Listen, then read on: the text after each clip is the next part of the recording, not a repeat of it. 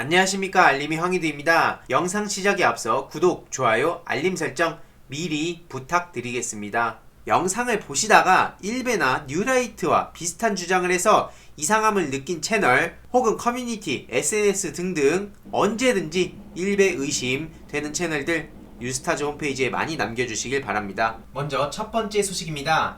방금 전에 정광훈 씨가 징역 2년 6개월 구형받았다는 소식이 전해지면서 네티즌들이 비판의 목소리를 이어가고 있는데요. 공직선거법 위반 혐의로 정광훈 씨에 대해서 징역 2년, 명예훼손 혐의로 징역 6개월, 그래서 총 2년 6개월을 선고해달라고 검찰이 주장했다고 합니다. 중요한 건 정광훈 씨는 공직선거법 위반 혐의로 집행유예형이 확정돼 있어서 선거권이 없었기에 선거운동을 할 수 없었는데, 그럼에도 불구하고 범투본 집회 참가자들을 상대로 수차례 사전선거운동을 한 혐의를 받은 거죠. 대놓고 자유한국당을 비롯한 자유우파 정당들을 지지해달라 이런 얘기도 했었고요. 문재인 대통령이 간첩이다, 공산화를 시도했다, 이런 말 같지도 않은 얘기들을 해서 이 혐의도 적용이 된 겁니다. 황교안 씨가 정광훈 씨를 정치권에 깊숙이 발들이게 만들었죠. 이런 상황에 국민의힘 측이 지금 정광훈 씨를 선긋기하고 꼬리 자르게 하는 건 겉으로 보이는 쇼나 마찬가지다, 저는 이렇게 생각하고 있고요.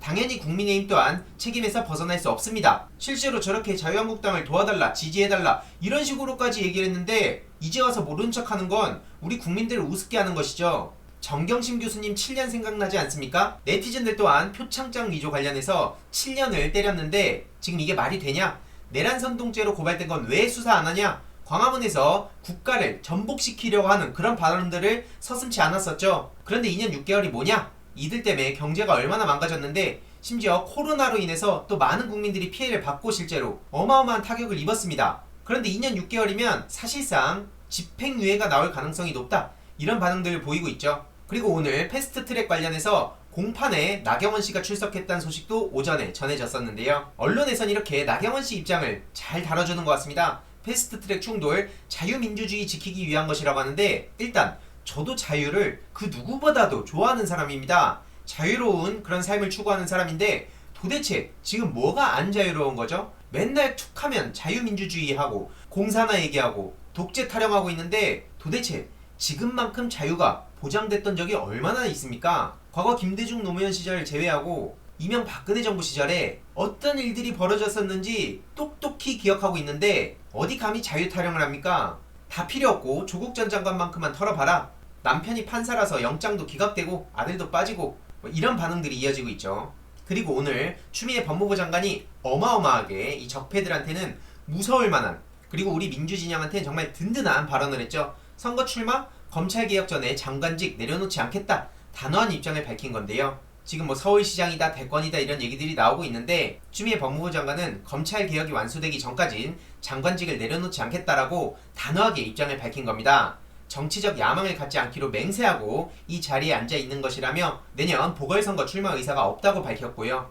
실제로 추미애 장관은 개각 대상에 포함되지 않을 것이란 전망이 우세하다 하고, 이렇게 이달 말 1차 개각 유력, 박영선 거론, 추미애 제외 이런 보도가 나오기도 했죠. 추미애 법무부 장관은 검찰개혁 완수할 때까지 장관직을 내려놓지 않겠다는, 이게 적폐 기득권 세력들한테는 얼마나 무서운 얘기일까요? 실제로 조국 전 법무부 장관이 이런 얘기를 했었죠. 사퇴하실 때 법무부 혁신과 검찰개혁 과제는 저보다 훌륭한 후임자가 맡으실 겁니다. 조국 전 법무부 장관도 정말 훌륭한 법무부 장관이었는데 지금 추미애 법무부 장관이 이어서 검찰개혁을 제대로 추진하고 계시죠. 그만큼 적폐들의 저항은 거세지만 민주진영 지지자들은 굉장히 든든해하고 있습니다. 여기서 아예 쐐기를 박아버린 것이죠. 국민의힘 측이 추미애 법무부 장관을 얼마나 두려워한다고 생각하는지 여기서 드러나는데 계속 윤석열 선거캠프 가라 이런 식으로 도발을 하고 있습니다. 추미애 때리기에 집중하고 있는데 추미애 방지법을 만들자는 얘기도 하고 장관이 정사는 안 돌보고 패북 정치만 한다 이런 얘기도 하고요. 온갖 조롱과 비난을 퍼붓고 있는 상황인데 심지어 성일종 의원은 이런 얘기도 했죠. 윤석열 검찰총장의 지지율 1위 만든 건 추미애 장관이다.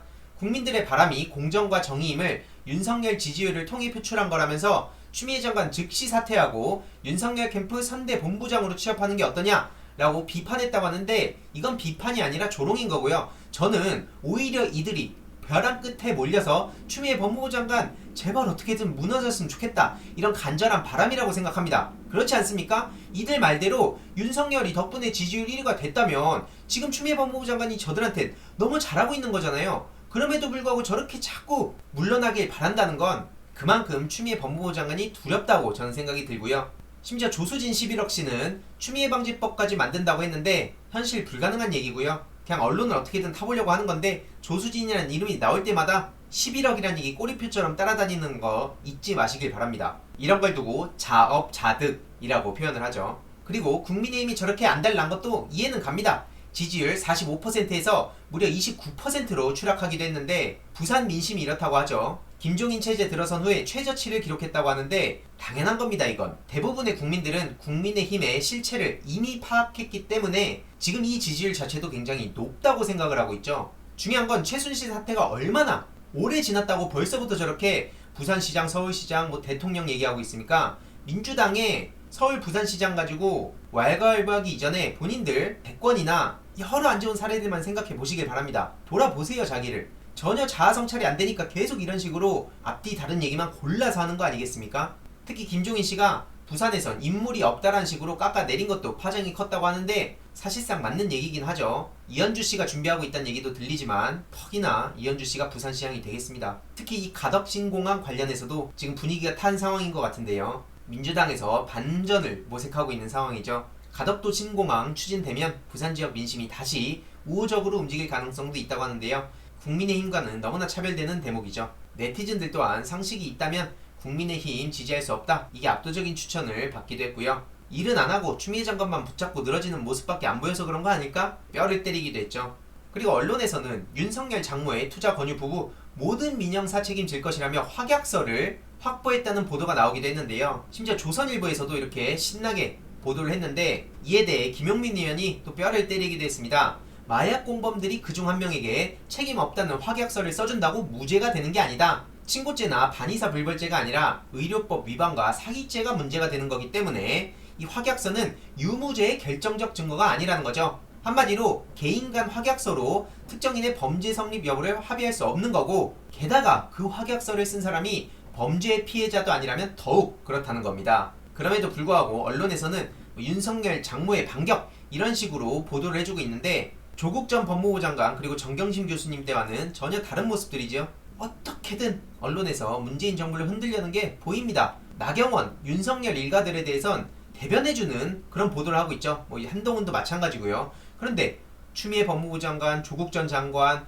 이해로도 민주진영 인사들, 특히 지금 문재인 대통령까지도 박근혜에 비교를 하기도 합니다. 물론 네티즌들의 반응은 언론인을 이렇게 비판하고 있죠. 기자들이 불만이 많은가봐. 이명박근혜 때는 질문 안 시키고 받아 적어서 좋았는데 질문도 하라고 하니까 일감 늘어난 기분이냐, 소통의 채널 다양한 건데 자기를 자주 안 만나줘서 화났냐, 이런 반응들을 보이고 있죠. 박근혜 정부 때 기자들의 태도 보세요. 저렇게 두 손 공손히 모아가지고 열심히 받아쓰기 하던 게 지난 정부 때인데 지금은 무슨 살아있는 권력 타령하고 검찰이나 언론이나 이러니까 욕을 먹는 거 아니겠습니까? 계속 말씀드리지만 검찰개혁을 넘어 이제는 언론개혁까지 나올 수밖에 없는 상황이고요. OECD에서 왜 신뢰도 꼴찌를 하고 있는지, 그럼에도 불구하고 아직까지 본인들이 대한민국을 좌지우지할 수 있을 것처럼 인식하고 있는 것 같은데 어마어마한 착각이라는 점 몸소 보여드리겠습니다. 이번 내용도 유익했다면 구독, 좋아요, 알림 설정, 그리고 멤버십 가입 정말 큰 힘이 된다는 점 다시 한번 말씀드리고 싶고요. 이 내용도 주위에 널리 공유 부탁드리겠습니다.